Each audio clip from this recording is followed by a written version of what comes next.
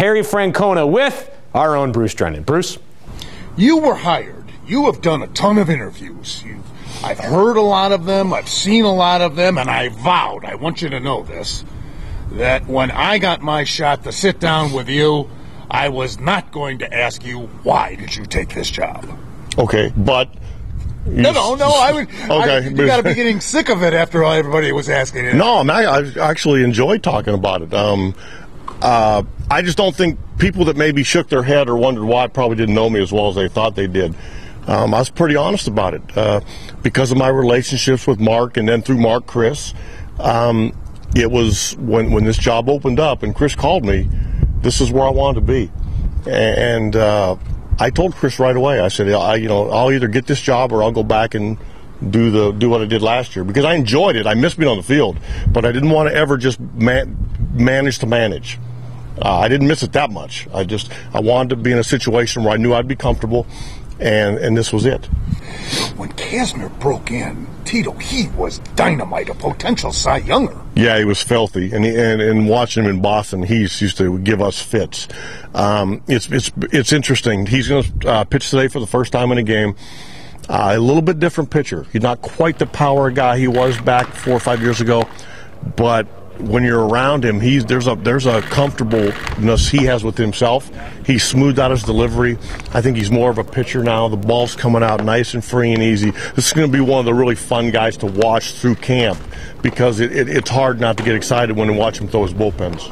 You know, Mickey Callaway we interviewed, and he said you guys aren't clocking him yet, but it's really coming out nice. It'd be nice to have a lefty in that rotation. Well, you know what? But I think that gets a little bit overrated. I think having the lefty in the bullpen is more important. In the rotation, having guys that get outs. Again, you can throw a lefty in there just for the sake of having a lefty, but if they can't get outs, that doesn't do you any good. So we'll take the 5 best pitchers. This routine of Bowers doesn't bother you? Have you seen anything similar to that? Yeah, I'm not sure. Lincecum or anybody? I'm not really sure why. Everybody keeps asking me that. Is all he does is show up. He's a good kid. He works hard. He just long tosses, farther than a little bit maybe the average guy. So I'm kind of I don't know why people keep asking. He's a great kid. He just has a throwing program that, again, he's used to it, and he long tosses a little bit farther than the other guys. You know what amazed me when we made the trade?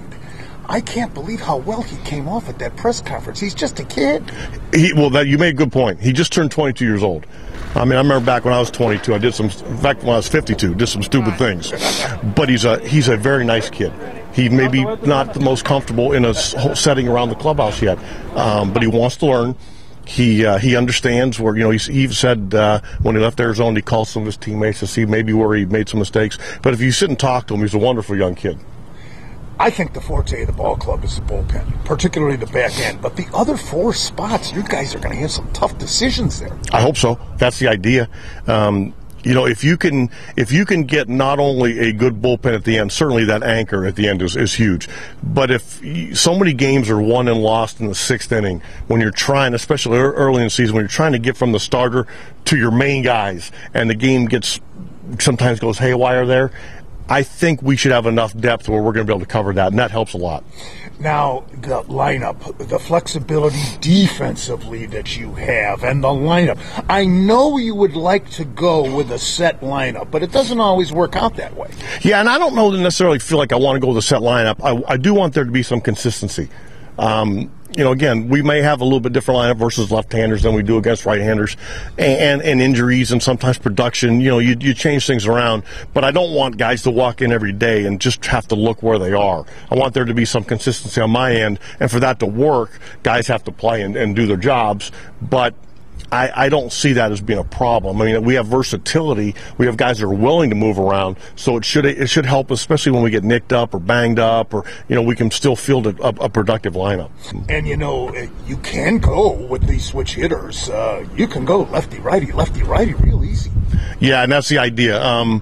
Trying to not make it easier for the opposing manager. When they bring in that guy out of the bullpen, sure, to not be able to face 2 or 3 lefties in a row, that'll be something we do where maybe a guy that's used to hitting a little higher in the order might hit lower just so we can split it up. And defensively, this outfield potentially could be the best in baseball. That should start to help the starting pitchers. I would say enormously. Swisher coming into first base, I think people are going to be surprised at how comfortable and how good a first baseman he is. When Mark Reynolds plays first, he's good. All across the field, we got better defensively. Tito, in conclusion, take this opportunity. Tell the fans what you want to tell them going into this season as the new skipper of the Tribe. We can't promise how many games we're going to win. We don't know. But what I do hope is that, when they come to a ball game, when they watch it on TV, listen on the radio, that they're proud of the effort and they're proud to say they're an Indians fan. We get that going, we're in the right direction. Well, we're certainly proud to have Terry Francona as the new manager of the Cleveland Indians. Thanks, Bruce. Appreciate it.